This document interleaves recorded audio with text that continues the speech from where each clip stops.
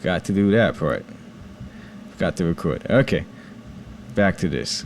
So this is the inputs of the Behringer X32. So anything, if we just keep it simple, these are what goes into the inputs. We have microphones. You could DAI boxes goes into inputs. Drum microphones goes into the inputs. This board was created back when the iPod was the thing. Yeah, I see. Yeah. So RCA inputs on the back of it.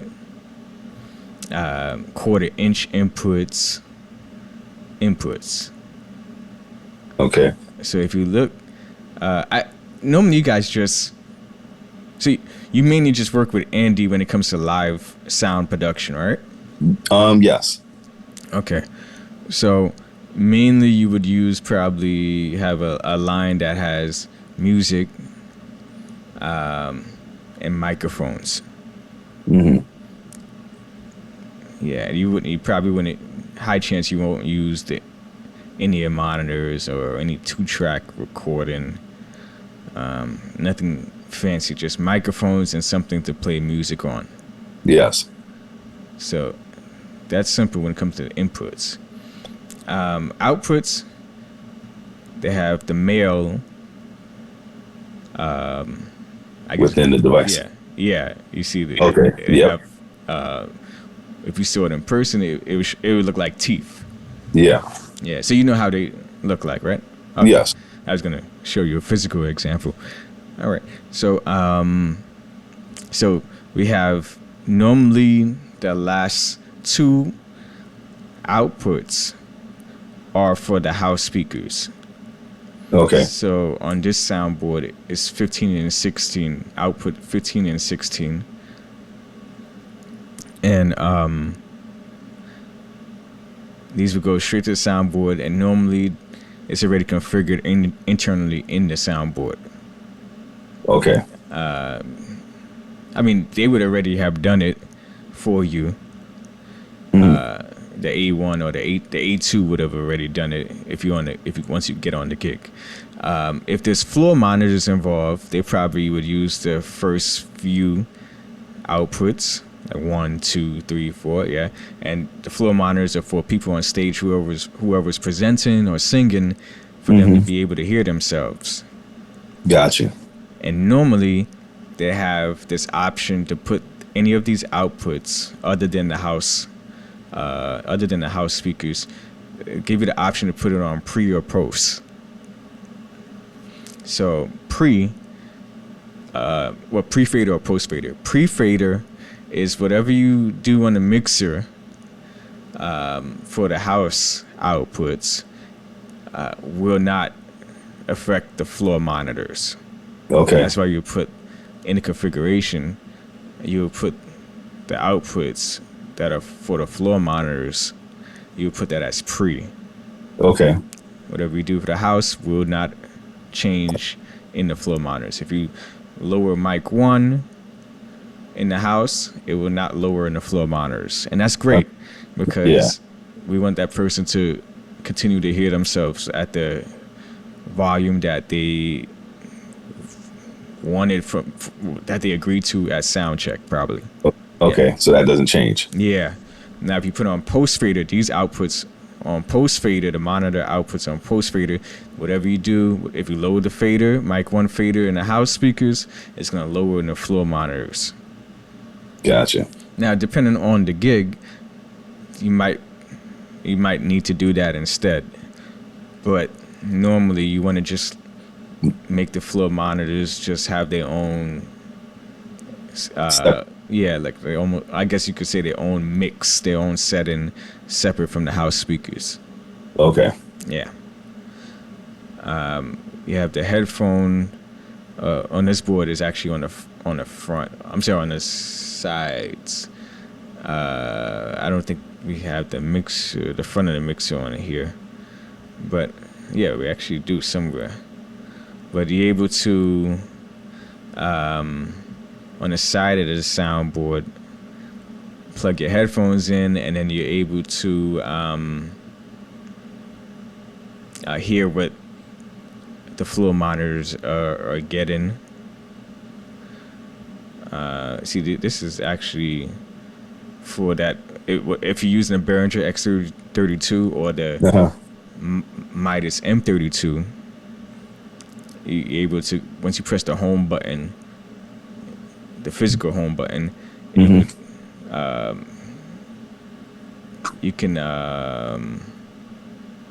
on the home screen, I don't know if they have it on here, you're able to make the monitors pre or post, but I think if you, I don't see it on here. I thought I would have seen it. I would probably obviously have to search for it on the instruction manual, but that's keeping it simple. Plugging it in. That's probably one of the most important parts, because once you physically plug things in properly and route the board to work with how things are plugged in, then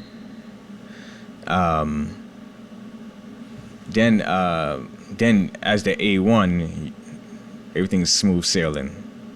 Well, it makes the job easier, but the most important part really is getting things physically plugged in and routed a certain way. Gotcha. Yeah. So setup. Say again? It's all about the first setup. Yeah. And then once you get, that's basically the stagehand position and the A2 position. Once you're good at those positions are needed the most, because a lot of people, most companies are looking for stagehands, great stagehands, people that physically set up the equipment, and great A2s, people that configure the system to the appropriate gig. So that's important in this industry. A1, I realize a lot of companies, they don't really care about A1s that much the way they should. When it comes to the corporate environment, I'm not talking about for a concert environment. Yeah. It's like once you can ring out the mics, and there's no feedback, that's all they care about when it comes to the A1 position. Yeah. You have any questions? No, I'm taking it in right now. Okay. Gotcha. So I wanted to start off with this information, because that's important when it comes to this part of the industry. When it comes to audio production in general, but definitely in the corporate environment. Okay. So the soundboard. So what questions do you have when it comes to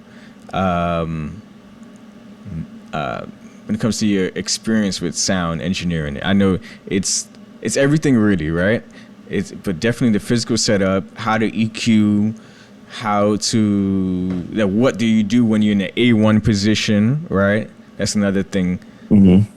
Like what's expected? What's expected right now is to, as an A2, because I've been doing a lot of A1 down there for them, but thrown in there, And what I told him was, I said, well, this is what I know. Anything you lay out for me, I can connect for you. If you tell me that thing is for, because as I was watching the diagrams right there, I try to keep things in a certain universe. Like I saw they had the drums, four, had the four that go into the drums with the mic to the drums. Then they had, the main mic going with another set there. And then they, and the first four you said were, those were preset, those are pre for the speakers that go on stage. That I didn't know. That's something that, that's what you can do. Now I understand, that, and so you made some things clear, like really easy, quickly. You don't want that on, you want that to stay under pre, because it makes sense. The person that is speaking should hear themselves at a certain level all the time. Yeah. And you already know what that sounds like, because you've been through the pre-check. So whoever gets up there is going to be about like this. And everything else should be on, post, where you can adjust it as the artist comes up and, what people are hearing outside. So that was all, right there off the back. You already gave me a lot. Yeah. Yeah. So, That's good. What's scary is that I've been on this side of the industry since probably 2016. No. That's the event side, conference rooms since 2023 probably. 2022. If I'm talking about conference rooms, boardrooms. Going into these conference rooms, similar to how has their setup, a lot of these A1s don't understand the difference between pre and post fader, which is scary. But if you go in the concert world and the church world, those guys know. Okay. Which is weird. Because this is still live production. Yeah. But are they using those same aspects of like having this? Well, there's always a speaker for the speaker itself. Well, not really. Depends on your location. I think. Well, they don't do that as much. But in case they did, or you did a gig with them at a different location for a different company, and they set that up, at least you would know. Okay. So you're able to pivot. Gotcha. Yeah, I understand. I definitely understand it, though. It makes more sense that way than to just have everything on one level. Yeah. Absolutely. And then it's the same thing when it comes to when they send, let's say, they send the feed, audio feed, to the cafe area. If they're sending it off of a bus, it needs to be sent. I like it for it to be sent on pre-fader. Okay. Just in case, because that person might want to at a lower volume in the room that they're mixing in. Yes. But for me out there, it might not work for me. That person might be too low because everybody's in the room is hearing that person acoustically and hearing them coming out of the speaker. Yeah. So you might not need, depending on how loud the person's speaking, you might not need them that loud out of the speakers. Outside. Yeah. Okay. Yeah. But in the cafe area, we're just getting the audio. You know, we're not getting the person's voice acoustically as well. So we might need more volume. That's why I like it on pre, for them to send me a pre. So, okay. You know. So. Now, when you're setting up this pre, like, you know, when you're doing that check, so you said it's only on, which two numbers is that? You said 12 and 13 or? Oh, no. It's on all the buses. Okay. Or outputs, I'm sorry. Well, if we would just outputs, it's on all the, I wanted to make sure I used the right term. It's on all the buses. Let's just say buses and auxes, except for the two that's for the house speakers. Yeah. So you can now at the same time, if you're using an old rinky-dinky soundboard, like an analog one, those old school ones, then there's certain auxes that wouldn't have that on it, that pre-function. Some might just have posts. Okay. Yeah. So you just got to look for the setting on that particular soundboard that you're going to be on. Now, how would you know, how would you know if that board has a pre on it? Okay. Well, you would, first thing I do, if I'm doing a gig somewhere, I like to research the board ahead of time. Okay. So I watch, normally in the YouTube videos, they'll say it. Or you can look in the instruction manual. I am big on AI now. So once you type the board in ChatGPT on the app, it lets you know if it has that feature. And it shows you, if you ask it to show you how to get there, it's going to give you a step-by-step.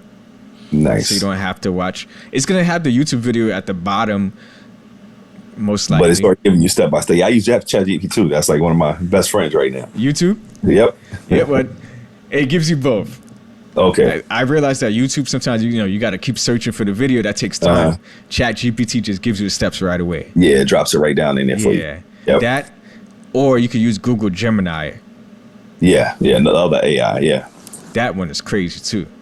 yeah. I've been using both of those. That's yeah, Okay. yeah, I yeah. like that. They're on my list. Okay. I got just want to show you the lesson. So since you're not dealing with music right now, you're more so dealing with the corporate environment. Week 1 is normally what I focus on when it comes to music, but critical listening, how to mix by actively listening. But I want you to be able to be properly prepared for the corporate environment, and so week 2 to week 4 is, I think, better for you when it comes to meeting your needs there. I might switch week 4 with week 2 because I think EQing is probably easier to teach. We have 30 minutes, so I can see if I could even jump into that right now. Okay.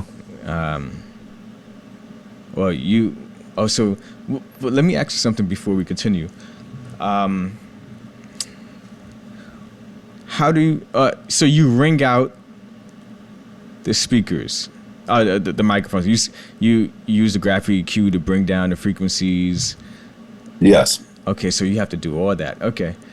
So yeah, you really, it got you in the fire. Yeah. And even the last one we did, where I couldn't see beyond the tent because they were recording, so I couldn't see when when the people had the mics, and it was just got a little crazy. So as the runners were coming with the mics, I couldn't see when someone needed to speak. So generally, you want to be in eyesight to turn on the mic, raise it or lower it. But people were just starting to speak, and then somebody run back and like, you got to turn it up. So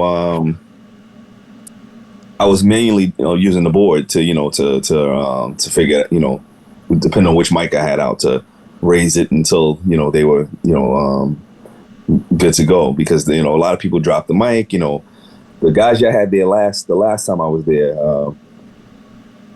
certain Indian guys, they just never keep the mic up here. It's like they're here, it's over here. I was like, oh, dude, just hold the mic right here. That's it. And the British guy get up there, he's got the mic stern, like, so now, it's like, okay, now you got to lower it a little bit, Okay. First step, I got you right now. Once you get to the board, it's configured. The A2 configured it for you. All right. So I'm using the Behringer Wing. Behringer Wing. Okay. 48 channels. All right. So you've seen everything, right? Yes. All right. So one thing I like to do, I work with a sound engineer at a church, and for some reason he doesn't know how to do this, which is scary. But he works corporate as well, and he does church production. You have to do proper gain structure. So, okay, that's a term that I just started getting familiar with. Okay, so a reason why I'm gonna switch back to me, and then we're gonna work on something here. But there's people, right? They have the mic. It's like you said. Folks are. I'm trying to position myself here for you. Yeah. Let's see. All right. So there's folks that let's say we have the mic down here, right? Yep. And then there's folks that would have the mic close up like this. How I set my gain structure in corporate, I realized it makes more sense to set it for the person that talks right here, because most people in corporate, it's not like the church environment. Black churches, I realized people like to eat the microphone. Yeah. In corporate, they're very, their demeanor is much calmer, and they hold the mic down here to their chest. Okay. So I like to set the gain structure to that, so I have that headroom to get good volume at that where that mic is placed. Yeah, okay. Down here, yeah. and you gotta tune the speakers to that Okay. gain structure, so you don't get feedback if they put the mic kind of low right there, to their chest. Yes. Yes. Yeah. If you tune it for, if you know how you do mic check 1 2 2. Yeah. If you put the mic right here to your mouth, and you send in a gain structure. I'm gonna show you how to do that in a few. You send in a gain structure to that, and then you tune the speakers to that. Then when they drop it down, you don't have the headroom that you need. You're cranking up the volume, and then chances that you're gonna run into feedback now because you're cranking up your fader so much. Okay. So I like to tune it to the mic at the chest for Gotcha. that in a corporate environment. So I approach the corporate environment a little bit differently when it comes to gain structure compared to the church environment, the black church environment. Yeah. I know all about it. Yeah. Oh, okay. Oh yeah. That's funny.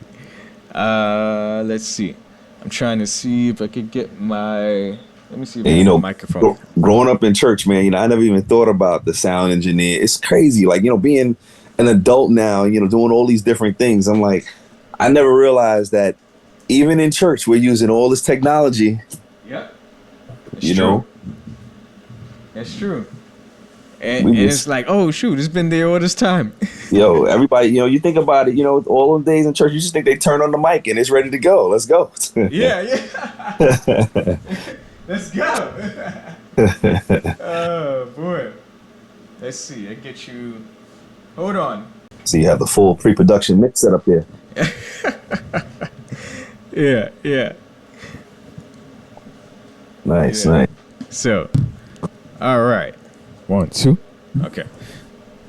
Let's go to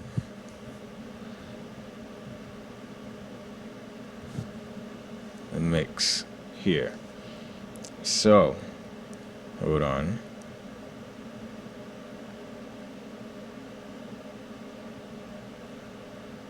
All right.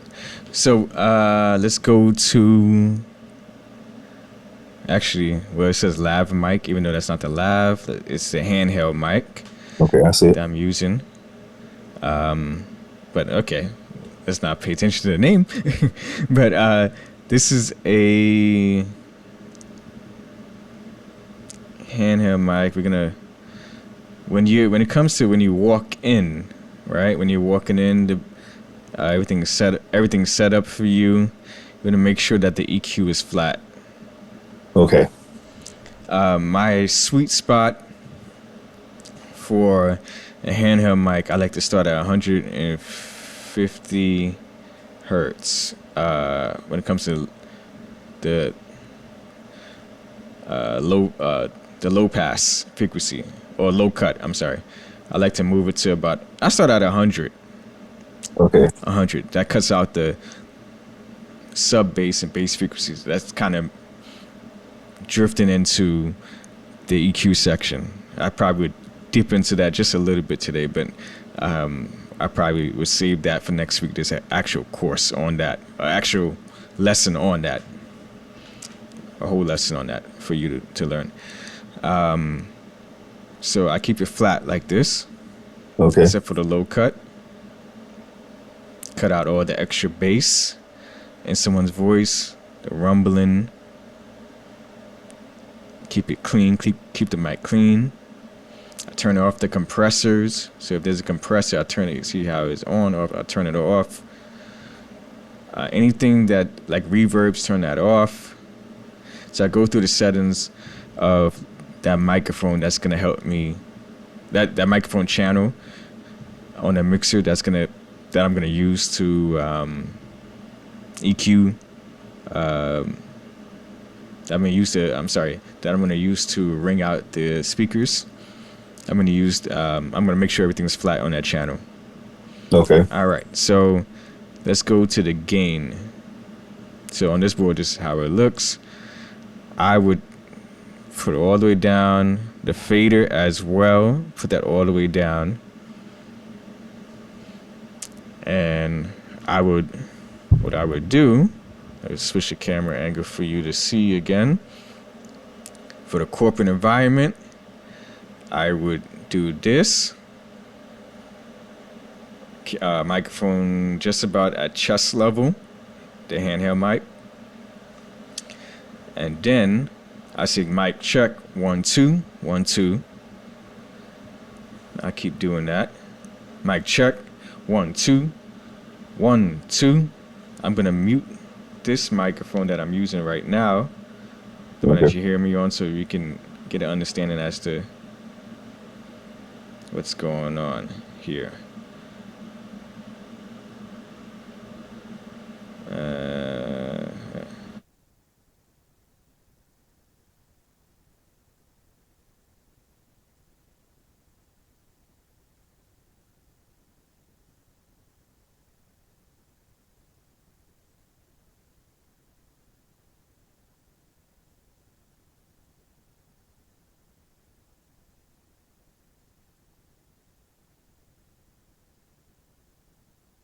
1 2 1 2.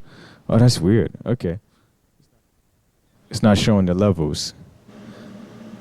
All right. It's supposed to show me the levels right up in there. Yeah, the first. Yeah, that's weird. 1 2 mic check. Let me see. Oh, it shows it on the soundboard. It's not showing it on here. Okay. Okay. Wait. If I exit out of here. Huh. Weird. Wow. Okay. 1 2 mic check. So it shows on the soundboard. Huh. Interesting. Wow. All right. That's why I don't like apps. But okay. So basically, what's supposed to happen? Let me see what I could do here. Let me flip this. I'm gonna do something different.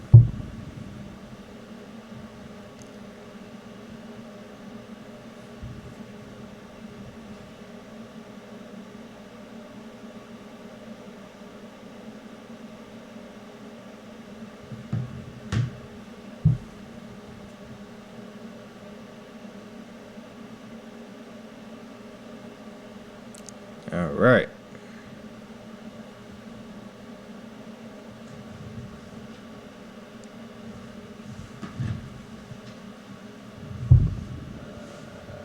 All right. You can see that, right? Oh yeah. Okay. Now that's the same one. The wing. Yeah, the Behringer wing. Okay. So this is the physical console, as you see. You can still hear me? Yep. Okay. All right. So we got the lapel line. I'll bring this mic a little closer. Make it even better for you. All right. So we have the lapel line.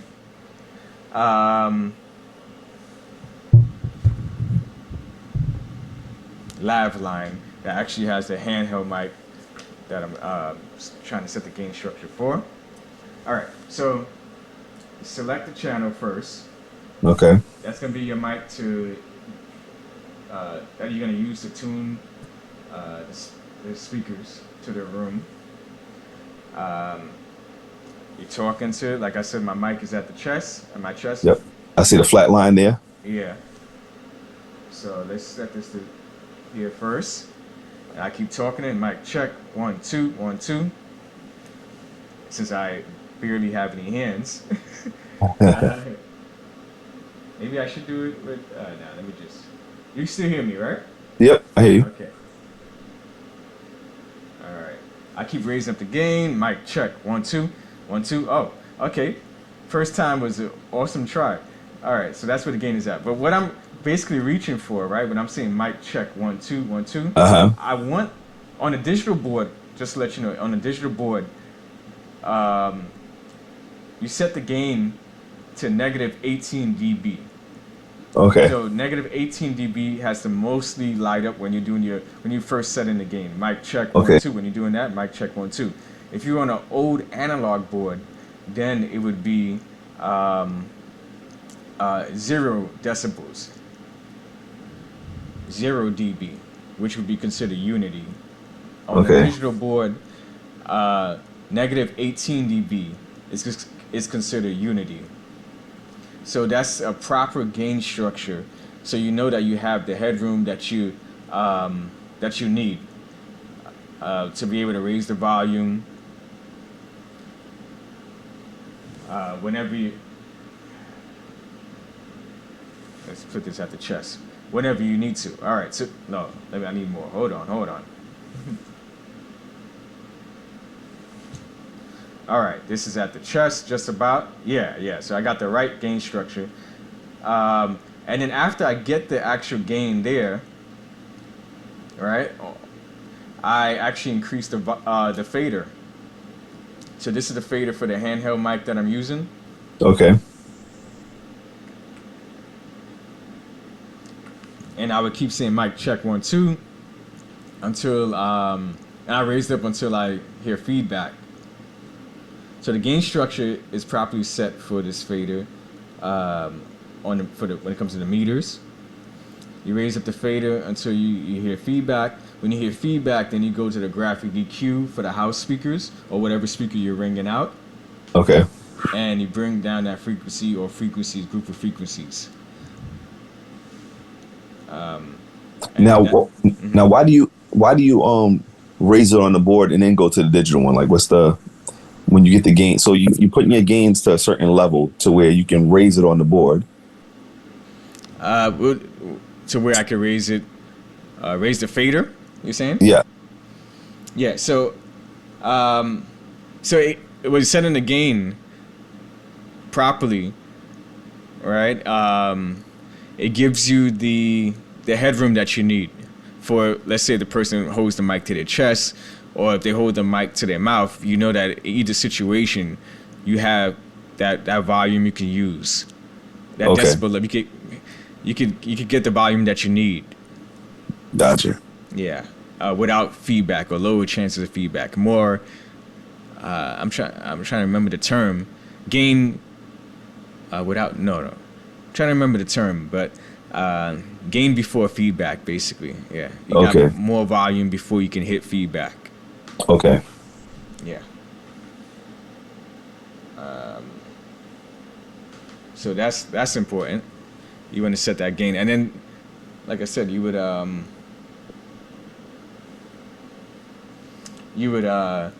to the graphic EQ.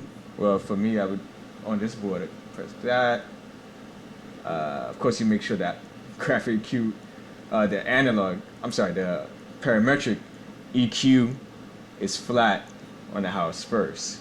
Make sure everything is flat. EQ in the house, EQ in the channel is flat.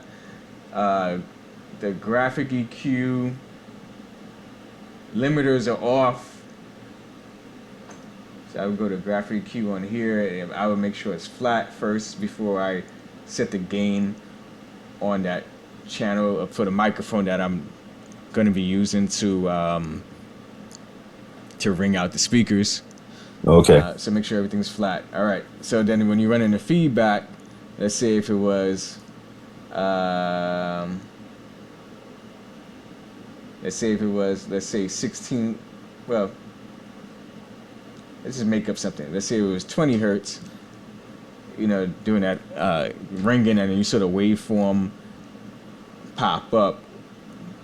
That frequency jumping on the screen. Because some boards have that. They have the frequency jumping up when there's feedback. There's spike. Mm-hmm. So you lower that frequency down a little bit, maybe like 3 dB to 5 dB. And you hear if it went away, and you try to, if you hear that it went away, then if you hear that it did go away, then you raise up, the fader a little bit, because you basically what I'm trying to accomplish when when it comes to ringing out the speakers, ringing out the mics, tuning the speaker to the room. There's different terms that we use. What I'm trying to accomplish is to be able to get the volume that I need. So I know what volume I'm looking for. I don't want things to sound low, for example, right? So I know that I'm not really looking at where the fader is. I'm just listening to how loud the microphone is. Like if it's in the range that I would want it to be when the room is packed. So I'm just raising up the volume, and I'm like, yeah, this sounds about right for what I would need for an environment that's packed. Okay. For a room that's packed. Yeah. So I go by that. Some guys are like, oh no, the fader has to be able to live at unity. I just use my ears. Mm-hmm. Is it loud? What, is it? I mean, like, is it at a great volume for a room that has a lot of people in it, or is it still considered too low? Yeah. So yeah, you just take it step by step. You just keep raising up the fader until you get the overall volume of that microphone at the level that you hear that is great for that room. It's like decent listening volume. Like, well, what I would do is to make sure I could crank it up and have that headroom that I need. So just in case there's a soft speaker on the microphone, a soft person speaking on the microphone, I know I have that headroom so people could still hear the person. So yeah, so that's how I adjust my fader while bringing down certain frequencies as the feedback is happening. Okay. Yeah. So we kind of dipped into EQing, but that's for the for the next lesson. Okay. Yeah. You have any questions? Anything comes to mind? Not right now. I'm taking this all in right now. I'm definitely taking it in. And the unity is like, what would be considered unity? Is that the mark for unity up there? Those spots? Oh, 0. Yes. 0? Yeah. Okay, that's what I thought. Yeah. Okay. As you were saying it, you were kind of explaining it, saying, most people say, bring it to unity, but you're listening to it by ear. So I'm paying attention. Trust me. Yeah. So you're saying you don't have to go all the way to unity if you hear it by ear and you see that it's fine for that room. Yeah, because every soundboard is different.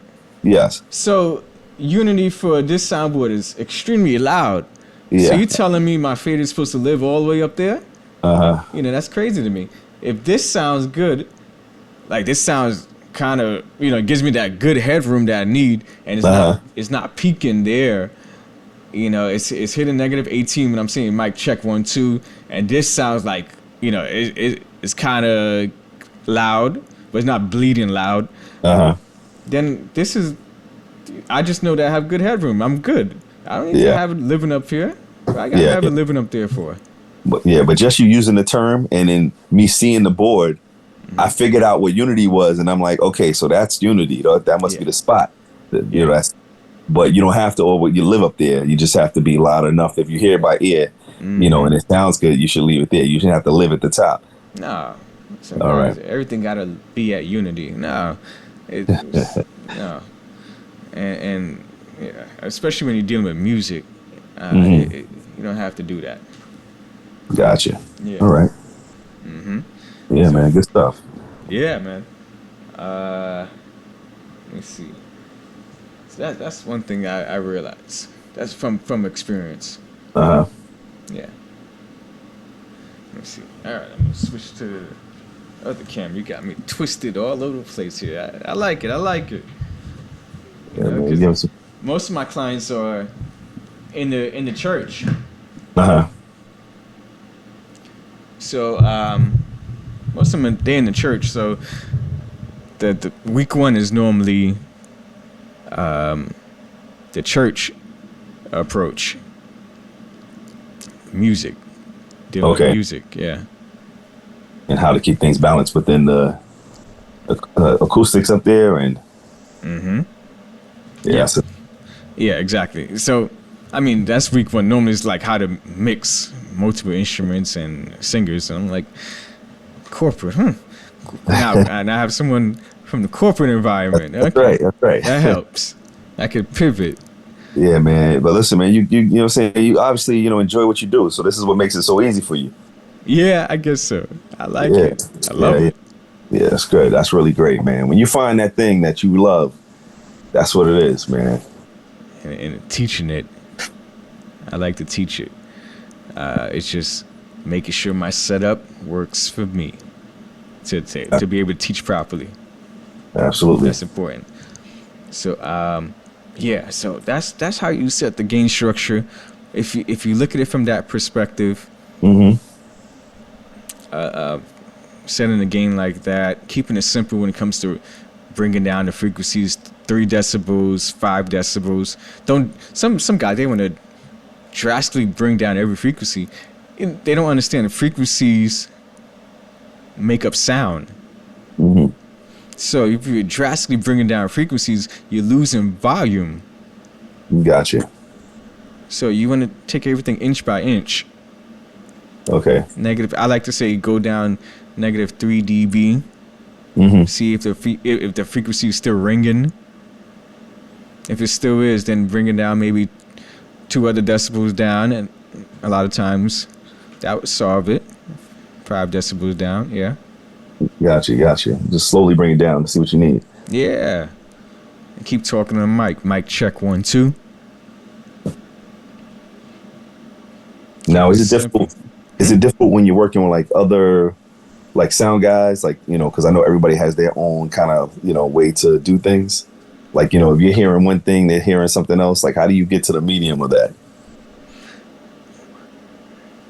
I mainly work by myself, but when I do gigs, it's my company. Yeah. But when I was in a conference room, when I used to work for Convene, my manager just let me do what I wanted to do. So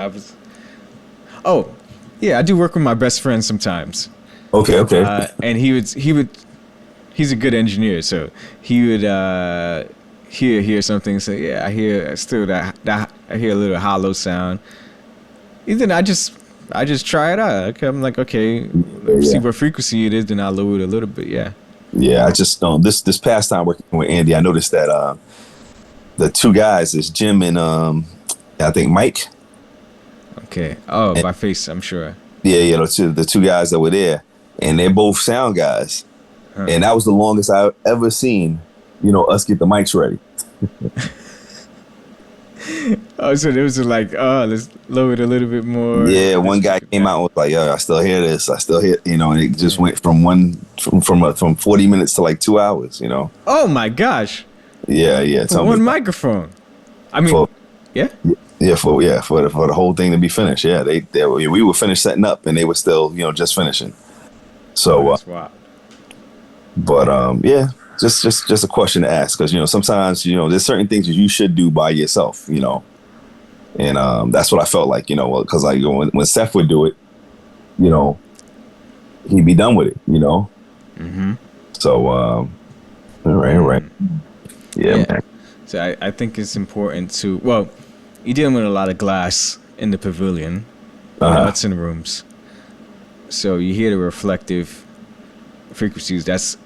We're going to get into that in the next lesson. 500 to 1 kilohertz. Okay. Yeah, 500 hertz to 1 kilohertz. You know, the hollowness. Yeah.